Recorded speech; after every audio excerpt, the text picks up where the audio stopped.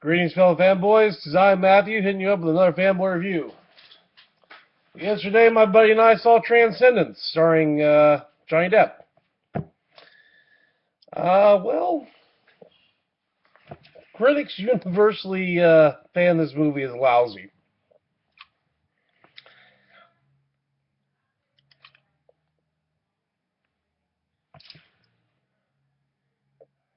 It was okay. Now, the plot points of this film of human becoming a computer, or technology being stronger than our humanity. We've heard this cautionary tale before, over and over and over again, especially the kind of computer this guy becomes. Because he, just from the trailers, no spoilers, this is on the trailers, he can become the entire internet. So the internet taking over the world, we've heard of that before, right?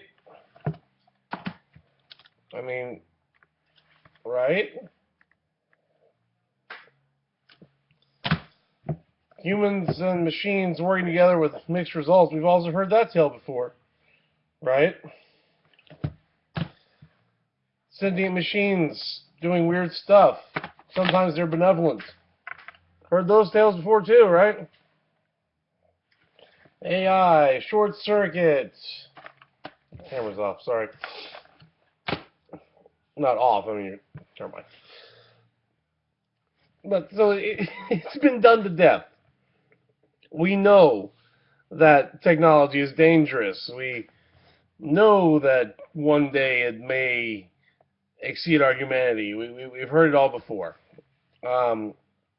However, camera work, spot on.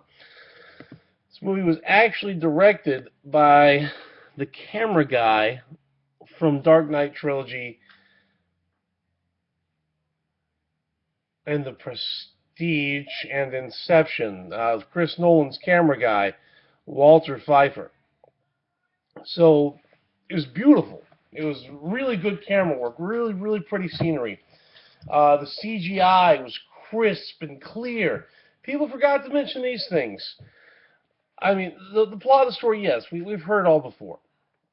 I mean, it was just yet another one of Harlan Ellison's nightmares. Harlan Ellison is the writer whose works inspired the Terminator and many other such fantasies about machines and man. And you had a fantastic cast. You really did. The movie could have been better. It absolutely could have been better, but for what it was, it's like, okay, it's another crazy machine movie. Great. We got Christine for that too. But as for your cast, you had Kate Mara. She's kind of a newcomer. She was in Iron Man 2 as a U.S. Marshal, and she's going to be Sue Storm in the new Fantastic Four movies. They've already planned two of them as reboots. Rebecca Hall was in it. She was also in the Iron Man series in Iron Man 3, and she was in The Prestige. Paul Bettany, who I very much enjoy, another Iron Man alum. Jarvis in Iron Man 1 through 3 and in the Avengers.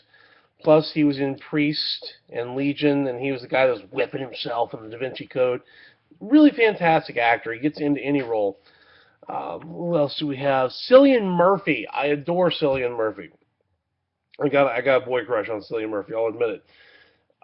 Because he's just got those piercing, penetrating eyes, Great work in 28 Days Later. Batman Begins as the Scarecrow. First time we saw the Scarecrow in a live-action cinematic universe, by the way. So, he's on top. Oh, and one of my favorite films he's done, Sunshine. And, of course, the great Morgan Freeman, who just completely puts himself into whatever he's in.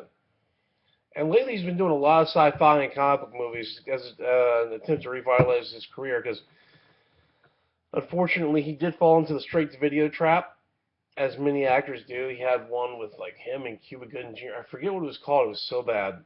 But he's back. Morgan is back, and he's got the coolest voice, I'm Morgan Freeman, his entire career is brilliant. So it's worth watching just for Morgan Freeman, just to see him be Morgan Freeman. And of course, our star Johnny Depp. This man, he's done this from a young age. His entire career has been brilliant too.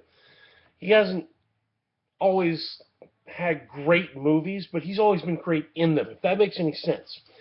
Uh, Even when he was just the Fountain of Blood and Nightmare, and from being Willy Wonka and the Mad Hatter and Jack Sparrow, he completely puts himself into the role. So he was believable as this brilliant scientist that was so skilled with machines. Science, and it was more in the science fiction realm, but you look at what's going on in this movie, and all these things are not too far out there, I want to say. I couldn't find my ball cap today, by the way. But yeah, Johnny Depp was great. All the main actors were fantastic in it.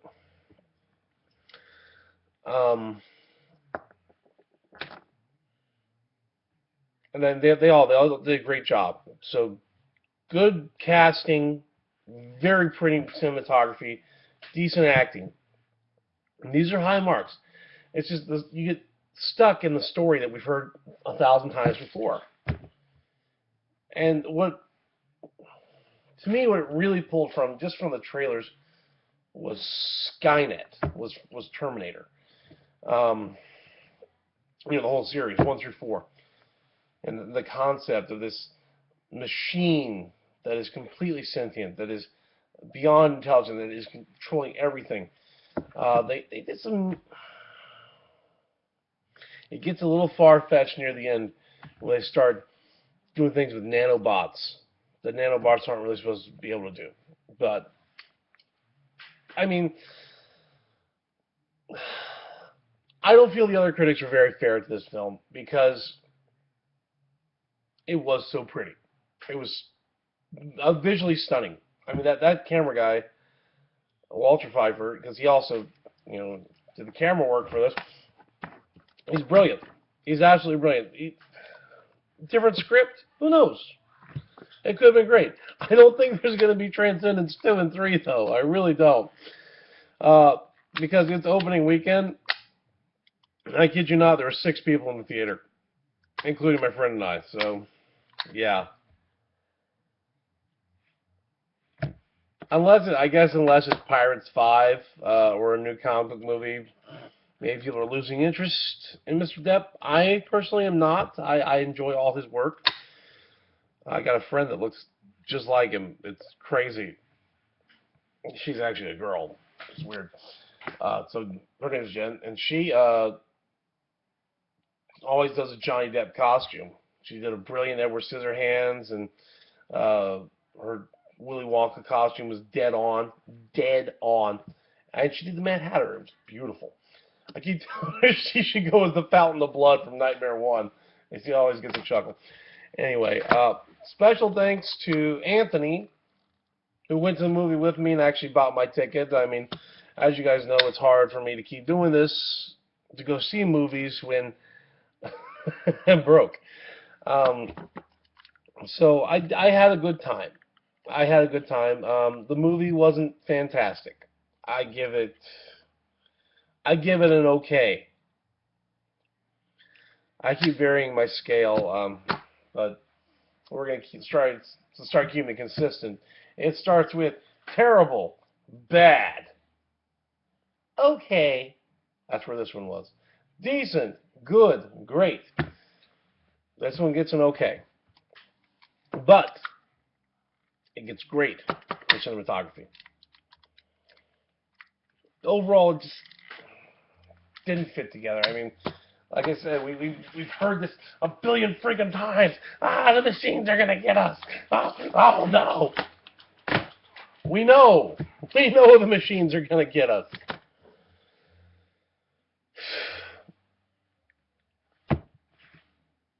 What are you gonna do? So if you really want to watch it, Wait till video. That, rent it from Redbox or Vudu when it comes out, which it's not going to be in theaters long. I can guarantee you. Like I said, the camera work and the cast are the best part about it. Very, very good cast. Good acting. Good camera work. Story? We've seen it before. That's the only thing, is we've seen it before. That's like, there's a billion different versions of Christmas Story. And each one of them can be very pretty, but the thing is, Christmas Carol. Not Christmas Story. There's only one Christmas Story. Even though there's the horrible straight-to-video sequel. Anyway, off topic. There's 100... Well, not 100. There's several different versions of Charles Dickens' Christmas Carol.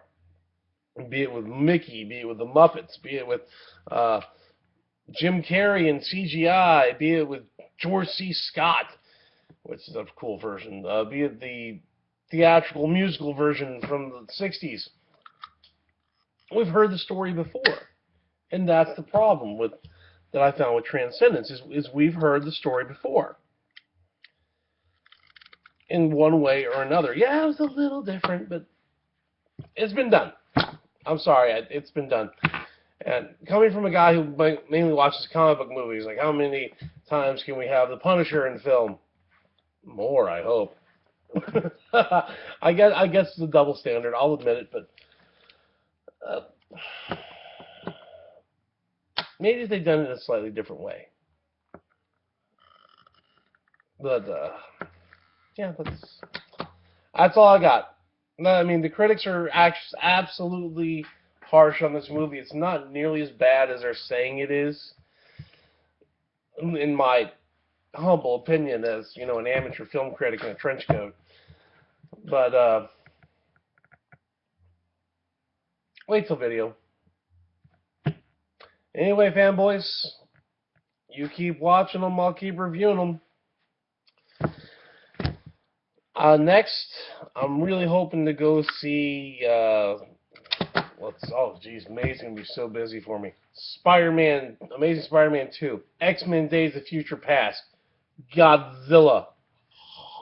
And my son wants to see Maleficent. It's the only one he wants to see this year out of all those.